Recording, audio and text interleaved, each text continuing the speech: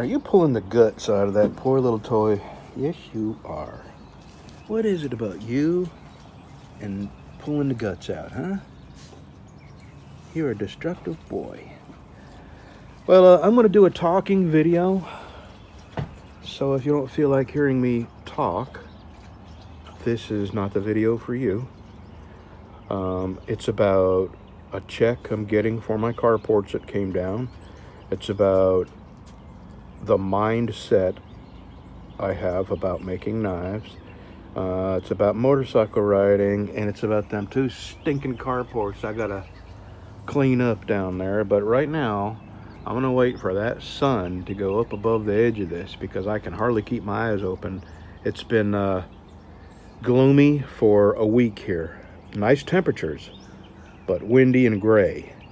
And my eyes have not adjusted to the sunshine yet. I am wearing my sunglasses, but until that sun goes up a little bit, I'm not going to be able to think straight. All right, so a few months ago, I had a guy leave a comment, and his name is Eric Leitner, on a video saying that he wasn't happy with the neck knife I made him. And in the same comment, I said, well, if you're not happy with it, I'll refund your money. And it went on and on and on. If you're familiar with that, it was just this long, crazy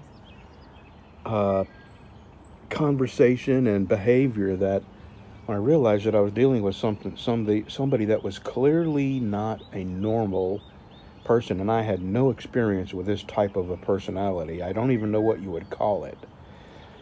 Anyway, I offered him his money back, and he didn't want the money. So he said he didn't trust me. I have no idea what that means. He paid me before he got the knife, and I was willing to pay him back and wait till he sent me the knife. So I was going to go ahead and give him the money back anyway. And it took me, about a week and a half of digging through my old information before it dawned on me that he didn't pay me through PayPal in his personal name. He paid me in a company name. So when I realized that he paid me in a company name, I went back through all my PayPal transactions, and I found what company, and I had to base it on the amount, because, I have a lot of transactions on my PayPal, and they're not all knife related, and most of them are business related. So I found the company based on the amount. And that's what I had to look at. Every transaction I'd ever made on PayPal was at the amounts, and I finally found it. And then when I read the company name, I remembered that name as being him and that address. It's up extreme northwest Texas. So I sent the money to that name, and that account had been closed. So this guy, he was so determined for me not to give him his money back that he closed the account that he paid me in. And then he created a channel. His complaint was that I did not harden the knife, which is not. I knew it wasn't true, but he didn't know that I have hardness testing files. And since his claim was that I did not harden the knife, when I got the knife, I was going to test it for hardness and let everybody else know whether I did in fact harden it, or if somehow it had slipped my mind to heat treat and temper the knife, which, was not outside the realm of possibility. I could have made that mistake. It's, when you have a lot of things going on, I suppose it is something you could forget, but I didn't think I had. So when he found out that I had hardness testing files, that you can't make them lie. There's no way you can fake a hardness test. There was just no way he was going to send me that knife, and he made it impossible for me to return the money. So I said, well, I'm just going to send a check to your old address. And he said, I don't live there anymore. You see what I'm saying? He made it absolutely impossible to return his money for that knife. And then he created a channel solely devoted, and he even called it BC Blades something. I can't even remember. Created a channel just for that one knife. And yeah, totally bizarre. And I got to be honest, it really affected me uh, deeply. You know, I'm a person, I have feelings. My feelings get hurt just like anybody else's. And when I put so much effort and I take so much pride in making something, of course it hurts when somebody doesn't like it. But, you know, you can get over it if you want to correct your mistake and refund your money to someone that doesn't like your knife. You know, it's pretty much over after that. But this went on and on and on and on, and it just hurt me deeply, and I'm probably sure that he's the kind of guy that would love to hear that. You know, how much it did hurt my feelings. So I got over it, and you know, I did get back in the shop and start making knives again. And I made a batch of some really nice knives, and one of them is for a friend of mine up in Canada who has bought several knives from me. So I made this last knife. I really went the extra mile on the knife, and I polished it, and he was not asking for a highly polished knife. And you know, I used mosaic pins, and I've stopped using mosaic pins because they're so expensive. So what I mean is I made him a really nice knife. I was really proud of it. And another knife went to a guy named Harold Schwann up in Saskatchewan. And I mailed it to him like I always do. And he didn't pay me and didn't pay me and didn't pay me. So I eventually called him. Anyway, long story short, he cheated me out of the knife. And it's the only time I've ever been cheated out of a knife. And that was another stab in my frickin' heart, man. I trust people. You know, people who buy knives, they're different kind of people who buy custom knives and are willing to pay the price for a knife that was made with love. And I know that may sound corny, but when you put the kind of time into making something, it's based on your love of creating something. I mean, when I send a knife out, it's kind of hard to part with them because I love these things. They're my art.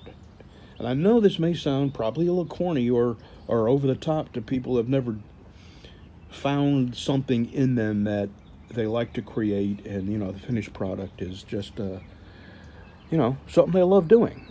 And that, getting cheated out of that knife really that was like the second stab in my heart that somebody would cheat me out of something that I love doing, and it really had an effect on me. And then the final kick in my freaking face was these carports coming down around my knife shop. Everything that I use is underneath them carports, and they are still down. I cannot bring myself to go down there and start working on them carports. Rest assured, today is the day. It's going to be a beautiful motorcycle riding day. But I'm making myself stay here, and I'm going to get some saws out, and I'm just going to start whittling away at them carports and get them off my stuff, so I can try to figure out where I'm going to put my forge, where I can use it. I can't go anywhere that's flammable. It has to be somewhere metal. I mean, I can put it in my garage because the ceiling is high enough where the heat won't, potentially catch it on fire. So I'm at that point where now I have motorcycles and I really want to ride because eventually it's going to be too hot to ride.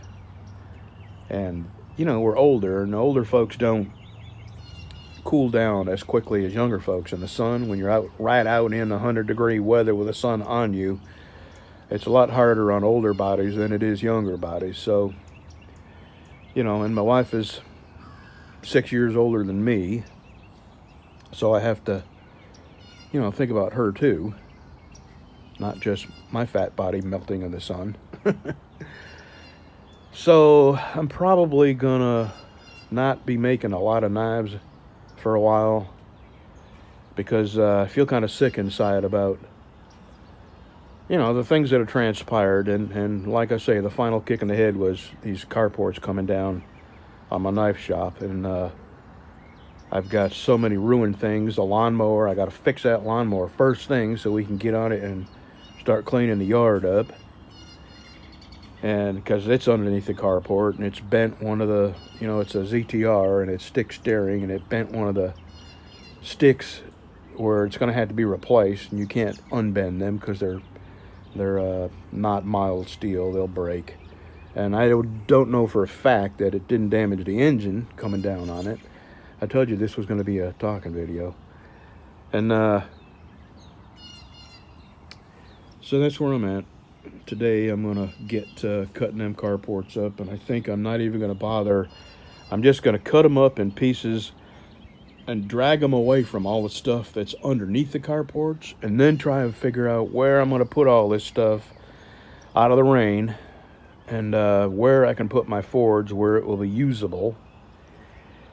And my John Deere is underneath it. Oh, and we will be getting a check, a small... Okay, there goes the stampede after a squirrel.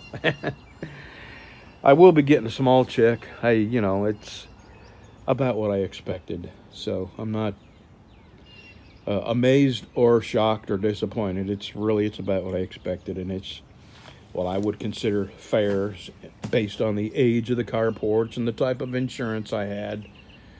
And I think they give you just enough where you're not likely to pursue, you know, maybe a lawyer. And that's what they did. They gave me enough to not, I could probably squeeze a few $100 more out of them if I was willing to go that route, but I'm not. So, and I think it might just be enough money to build one carport down there off my trailer, and that will give me my trailer down there, my shop trailer. And that will give me a place to put my Ford and all that. So I got to do all that before I'm going to get back to knife making. And here's the thing that's weird. That guy cheating me out of that knife really had an effect on me.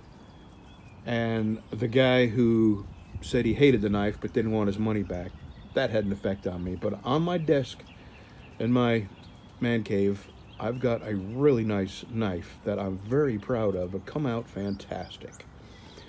And that is my giveaway knife, and I'm really looking forward to giving that knife away. Isn't it weird how getting cheated out of a knife bothered me, but I'm looking forward to giving this knife away. It's a whole different feeling. And you know, a couple hundred more subscribers, and I'm just gonna draw a name and give it away. Okay, I've talked long enough. I'm sorry to talk for 12 minutes now, or actually more than that with the first clip. So here we go. I'm gonna finish my coffee and get my saws out, and I'm dreading this, but I'm gonna do it. Start cutting them carports up. So see you tomorrow.